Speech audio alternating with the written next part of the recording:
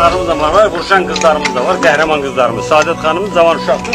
Gəlib burada qəhrəmandasına oğlanlarla vurur. Gəncə batalyonda hələlik. Təzə gəlib, təzə gəlməyinə baxmayaraq. Açıq ürəklə. Təqdim edəcək. Hüseyin Hava Saadet, 17 yaşım var. Özümdə Neftçalar rayonundan. Sizi nə məcbur edin ki, vətən torpağını bizim oğullar olurlar, siz də gəlmişsiniz müdafiə edilməyə? Nəyə görə məcbur? Oğlanların çoxunda qeyrət görməyib ona görə. Bana şalvar giyin. Oğlanlar hamısı şəhərdə siqaret satmaqla məşğuldur. Ona görə də mən məcbur olub gəlmişəm. Sən qadam, mənim üzr istəyirəm, mənim balaca qızım var 8 yaşındadır. O dedi ki, baba, o vertolyot partlayanda dedi, baba, sen orada vətən torpağında vuruşursan, ancaq burada bığı-vurma oğlanlar gəlir siqaret satırlar. Senin başka bir şey gəlsin, mən də özümü zəhərləyib öldürəcəm. İnanarsan, telefonla danışa bilmədim, ad boy verdim.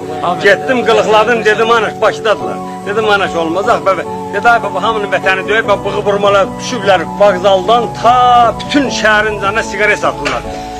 Dedim, anaş, dedi, papa, bilirəm, sən sözündən dönən deyirsən, sana uğurluyorlar olsun.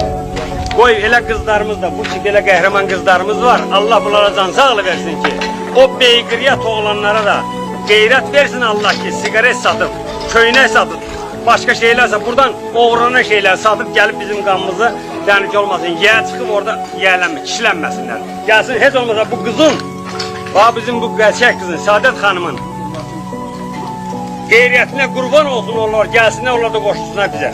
Biz də kəlmə atırmaq istəyirəm. Ay, sağ ol.